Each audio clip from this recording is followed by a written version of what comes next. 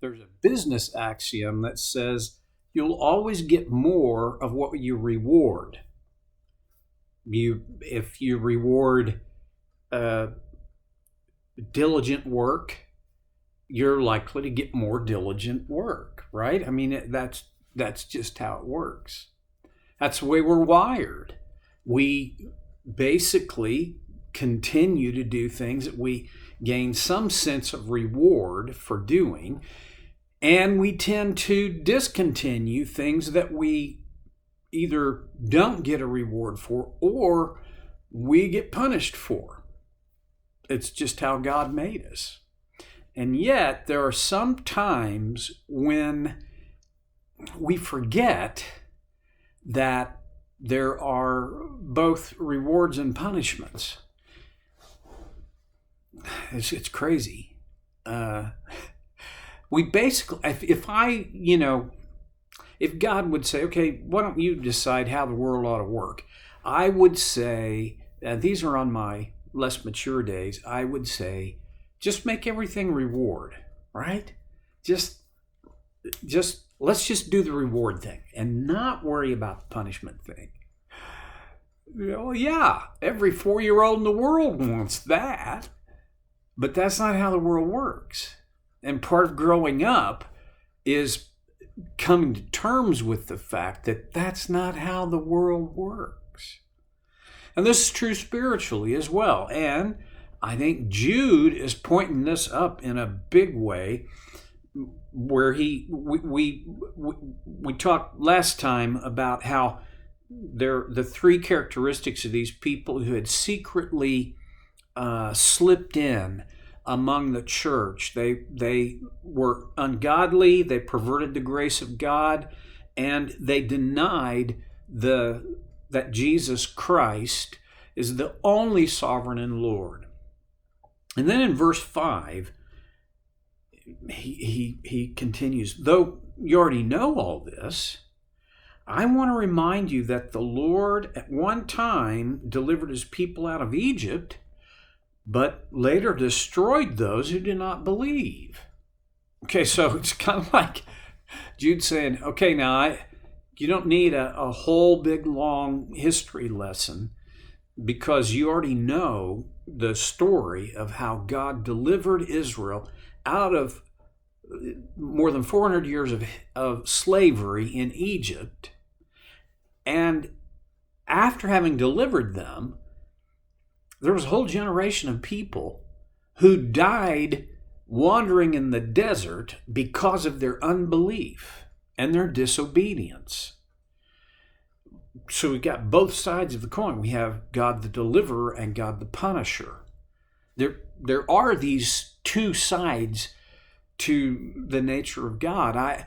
A friend of mine, Kevin Otter, says you must never forget that God's love is supreme, but he is a God of justice, a God of love and a God of justice. If he's only a God of justice, then we're in deep trouble. If he's only a God of love, he can't be God, really. I mean, if he just everything was okay, if he's like this celestial Colonel Sanders, give everybody fried chicken, it's all okay. Well, that's not God. There is his infinite love, and there is his supreme justice. They go together. It's a hard concept to get because they seem like they're in conflict.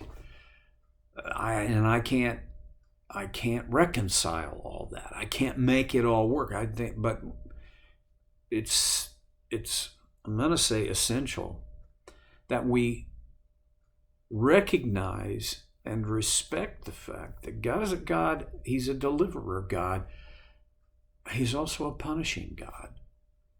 There are consequences for disobedience.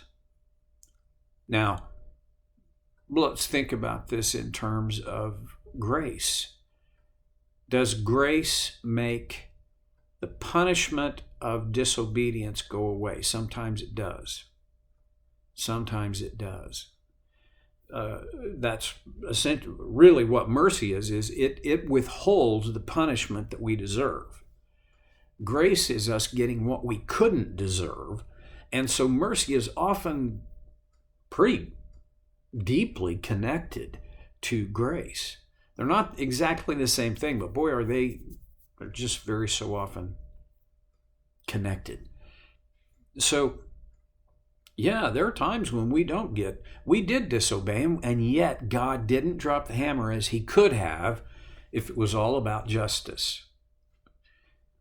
But to this generation of unbelief among the Hebrews who he delivered out of Egypt with miracle upon miracle upon miracle, there was mercy. I mean, it could have been a whole lot worse, and yet they never saw this land of promise. And among those who didn't see it was Moses. I mean, he saw it, but he never got to enter the promised land. Verse 6. It's not just in human history. Verse 6, and the angels who did not keep their positions of authority but abandoned their proper dwelling, these he has kept in darkness, bound with everlasting chains for judgment on the great day. We only it's kind of like we get to see the shadows backstage, but we don't get to see all the activity. And it's not clearly well defined, but Jude gives us a peek that there were angels who had a position of authority. Isn't that what it said? Yeah, positions of authority, which they abandoned. These positions of authority were their proper dwelling. These were what they were created for by God, but they abandoned them. Now, what are we talking about here? Most Bible scholars are going to say the same thing about this. This has to do with when Satan rebelled and determined that he would be God instead of God. He was expelled from heaven, cast down out of heaven. And he took a third of the angelic host with him. And this is, in a way, it's a conjecture from reading the book of Revelation, where a third of anyway, I tend to think that's probably the case, but I can't make this absolute hardcore, it's undisputably this way. So, but I do think, Jude at least opens the door for the fact that a significant number, significant enough that it's talked about here, of angels, they turned from their original created purpose, their proper dwelling is how Jude puts it. They did not keep their position of authority. Now, a couple of things about that. We probably need to go back to this. In fact, we need to go back to this. Who and what are angels? Okay, I'm going to, without getting into a textual explanation where I say, here's the verse, here's the chapter. I'm going to draw a broad picture of this, and I'm just going to challenge you to do your own textual search to discover what is there. The angels appear throughout the entire Bible, really, from Genesis all the way through Revelation. The first angel is an angel that God posted at the Garden of Eden when he had to when he had to expel Adam and Eve out of the garden because of that first sin that was committed. all the way through the Old Testament, angels appear as, and their primary job for these angels that appear after that one angel in the Garden of Eden, their primary job was as messengers. They brought messages from God to human beings. It would be a very interesting study to just look at every time in the Bible where angels are mentioned. Now, one of the things about angels is that, and you see this especially in the Old Testament, is the Old Testament Jews were they didn't think of angels as these cool, friendly beings. They feared them mightily.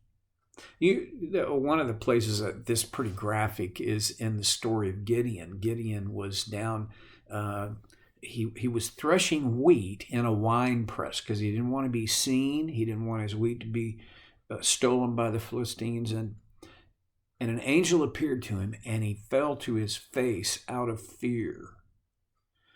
As you just Samson's parents, when they saw an angel, they thought they were going to die. That was kind of the prevailing thought. There's only one reason God would send an angel, is he's going to take us home. Angel of death idea. All right. Angels were not these sweet Irish, you have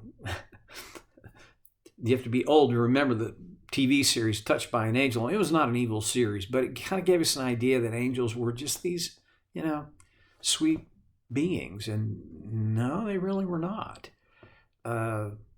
Although I think they could present themselves in any way that God intended for them to present. When angels and God himself evidently visited Abraham, they came in a fashion that he thought they were originally, his first thought was they were just travelers. So, were they changelings? I don't think so, and not in the superstitious way. But I do think that they are messengers from God. They're created beings. They had their origin as creations of God, so that when God creates anything, he has a purpose for it. This is my opinion, and I don't have a chapter and verse for that. But as I look at the whole world, at all of the Bible, what he creates, he has a purpose for. Angels were to execute his will. They were to communicate his message. They were his servants and are his servants. Do they still exist? I believe so, yes.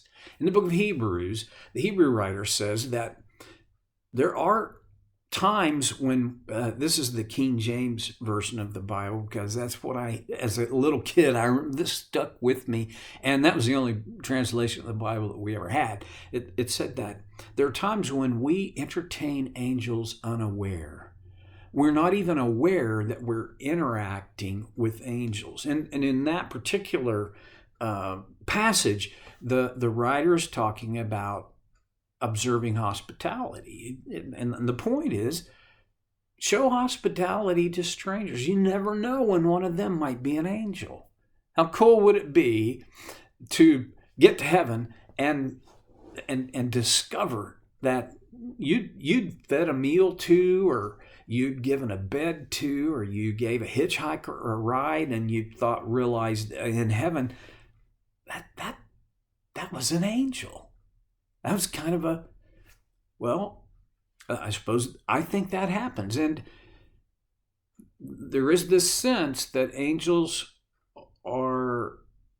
we have angels around us, and that, the idea of the guardian angel, that idea is at least fairly well supported in Scripture. Now, do they keep all danger away from us every time? And we don't worship angels. Well, and we have to be grateful when they do protect us from things that could have happened to us. But they're only messengers. They're not God. And so there are these angelic beings. They do exist. They are still present in our world. And I'm not bright enough to say, there's one, and hey, by the way, they could be invisible.